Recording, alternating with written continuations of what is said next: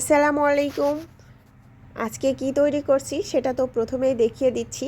এরকম মুসমুসে খাস্তা নিমকি তৈরি করার জন্য আমার রেসিপিটা ফলো করতে পারেন। আমার শাশুড়ি আর আমার ছেলে দুজনেই নিমকি খেতে অনেক পছন্দ করে, তো তাদের জন্যই আজকে নিমকি তৈরি করছি। নিমকি তৈরি করার জন্য আমি এখানে ময়দা নিয়েছি, আর নিয়েছি কিছুটা কালো জিরে, আর সেই সাথে নিয়েছি লবণ। সবগুলো উপকরণ ভালোভাবে মিশিয়ে নিচ্ছি। এখন দিয়ে দেব কিছুটা রান্নার রেগুলার তেল, সয়াবিন তেল দিয়ে দিলাম, দিয়ে আবারও ভালোভাবে মিশিয়ে নিচ্ছি। এখন কিছুটা চিনি দিয়ে দিলাম, দিয়ে চিনিটাও মিশিয়ে নিলাম। দেখেন মিশানো হয়ে গিয়েছে। এখন নর্মাল পানি দিয়ে একটু একটু করে আটা তৈরি করে নেব। একটা শক্ত ডো তৈরি করে নেব। পরোটার থেকে কিছুটা শক্ত হবে। অল্প অল্প করে পানি দিয়ে তৈরি করলে আটাটা মাখাও হয়ে যায়, সেই সাথে ডোটা অলরেডি মথে নেওয়াও হয়ে যায়।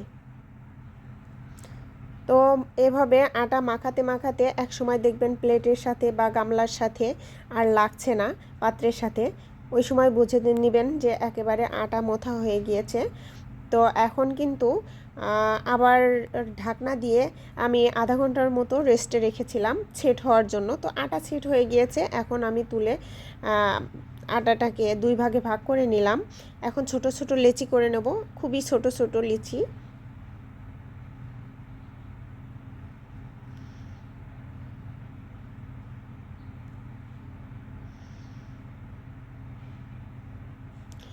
এখন একটা একটা করে এভাবে বেলে নিচ্ছি।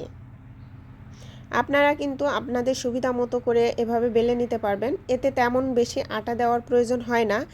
আমার যেহেতু বেলুনটা একটু ভেজা ছিল, সেই জন্য কিন্তু রুটিটা লেগে যাচ্ছিল হালকা, সেই জন্য আটা দিয়েছিলাম। আটা খুব বেশি দেওয়ার প্রয়োজন নেই, অল্প আটা বা ময়দা দিলেই কিন্তু এটা তৈরিও হয়ে যাবে, কারণ যেহেতু এটা একটু শক্ত ডো, সেই জন্য।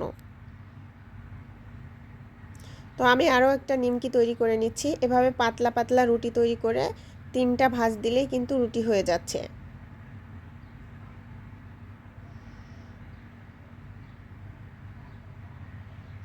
তার উপর আরও একটু হালকা চেপে দিলাম। এখন কিন্তু সবগুলো নিমকি আমি তৈরি করে নিয়েছি, আর এখন ভাজার পালা। প্যানের উপরে তেল দিয়ে দিচ্ছি পর্যাপ্ত পরিমাণে। দেওয়ার পরে তেলটা যখন গরম হয়ে আসবে, একটা একটা করে আমি নিমকিগুলো দিয়ে দিচ্ছি।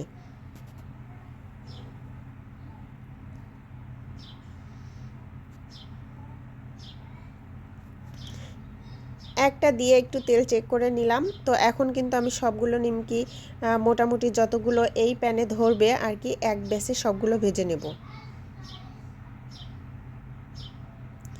দেওয়ার কিছুক্ষণের মধ্যেই কিন্তু এইগুলো একটু সময় নিয়ে ভাজতে হবে, তবে কিছুক্ষণের মধ্যেই কিন্তু ফুলে ওঠে। তবে এই রকম একটা কালার চলে আসার পরে এটাকে উঠিয়ে নিতে হবে।